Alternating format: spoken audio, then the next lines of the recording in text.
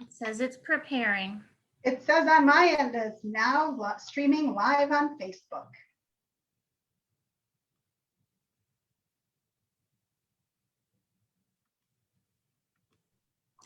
Hi, I'm Amy Conley with United Way of Door County. So we are starting something new. We want to give you an inside look into the programs that we grant your dollars to.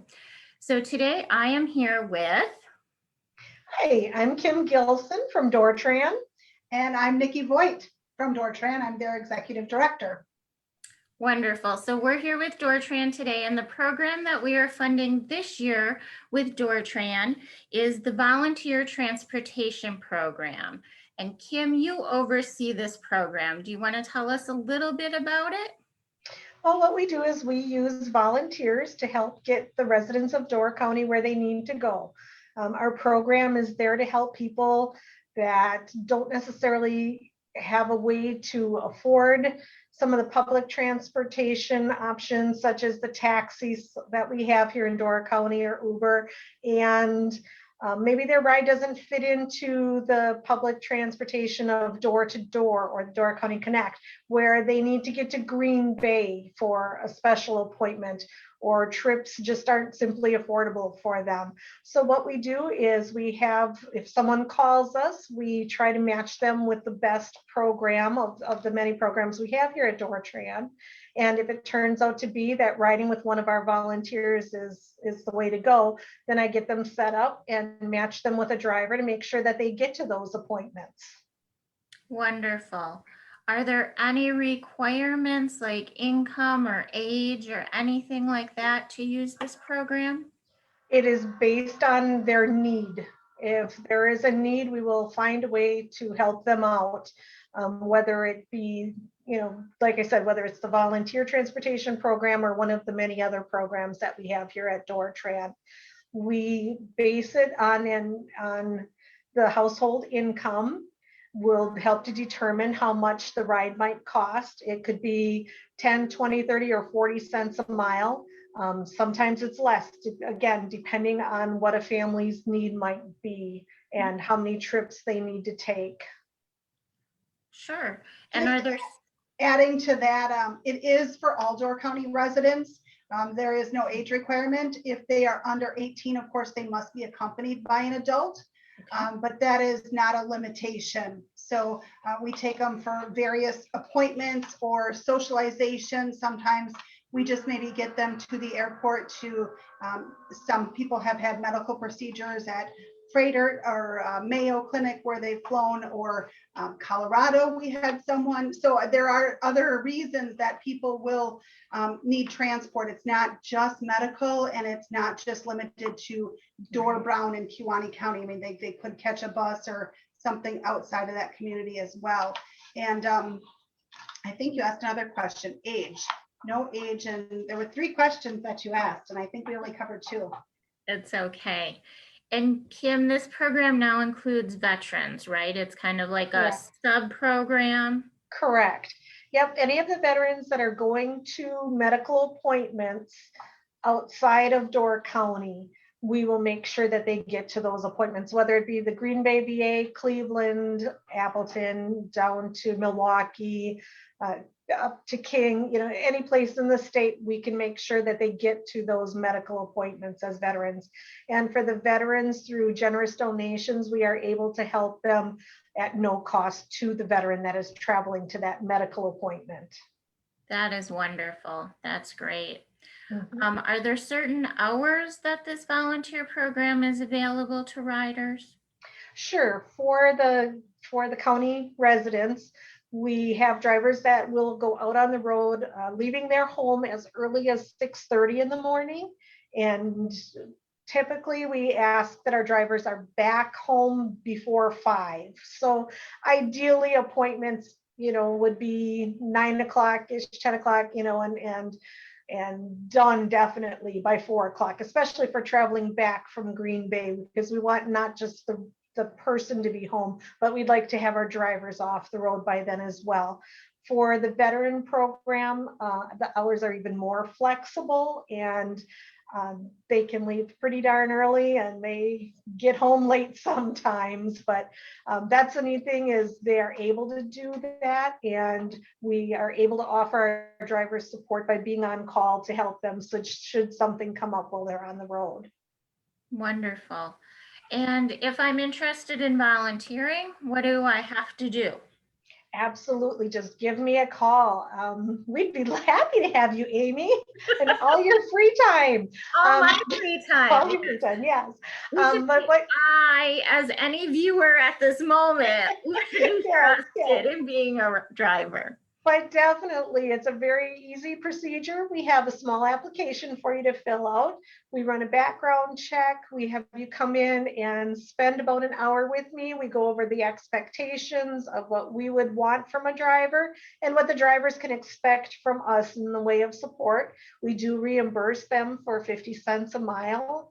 And if they're on the road for more than 4 hours, we help them with a lunch allowance. So, we can be there. As I mentioned, we have our phone on no matter what time the driver is on the phone so that we are available to assist if anything should happen during their transport.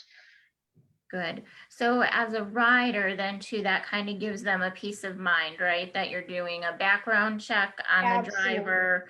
And you're looking over the vehicle, insurance is required, those sorts of things, right? Current driver's license. We're making sure that there aren't anything that's happened that would maybe put some restrictions on that driver's license or tickets. We're keeping tabs and making sure that our drivers are safe when they're out there with our riders. Sure. And speaking of safety, we know that COVID has changed things immensely in the last, I don't know what, we're on 15, 16 months now. Yeah. I know you guys continued to provide rides all during COVID. Right now, though, there are still some safety protocols. Absolutely. Yep. We still have to follow it as we are also considered a part of public transportation. All of our drivers and riders have to be masked. That's a mandate that comes from the top, not even our decision, but not a bad one, just trying to keep people safe. We're still using hand sanitizers, disinfecting the vehicle between riders. We're encouraging them to open windows, just a crack, keep the airflow going out and throughout the vehicle so that we're not passing germs in an enclosed area. So we are definitely sticking to that protocol at this point. Good. We've also reduced the amount of rides. We can no longer share rides at this point. So that's definitely put a strain on our volunteers, but they are awesome. So they continue to help us out. But anyone who is watching or, might be interested, we're always accepting volunteers. And right now is a great time to get on board with Door Tran. Yeah. Yep. One rider per trip, or if they're personal care attendant, their husband, their wife, or somebody that's coming along to help them. Sometimes they may need that physical help. Sometimes it's just a matter of that second set of ears that's so important at medical appointments. But we've got that limitation to just the rider and someone that they may need. We're not putting two different people from different households in a trip. Good. Well, thank you. So I'm just going to switch gears a little bit on you guys here. So today we kind of highlighted the volunteer program, but as you said, Kim, if someone calls and that's maybe not the best option for them, people should know that Door Tran is a resource for any transportation need, right? You're going to help them get connected to whoever would probably be the best provider for them if it's not you. Yes. Yeah, one thing we've learned is there is no cookie cutter option here at Door Tran. The phone rings 10 times a day and every situation is different. So we like to say, if you don't know, trust us, because this is what we do. So give us a call. A lot of times we'll tell people, for this situation, let's do this, but call us back. If it's an urgent request, we'll get them there in that immediate moment, but then call us back. And we do have a lot of people that will follow up and say, okay, you told me about another program. I'm feeling better. Talk to me. So that's when we can educate them on all the different programs that we have. And there are quite a few. I don't know if you'd like me to list them if you've got time. Okay. So what is that magic phone number that people can call?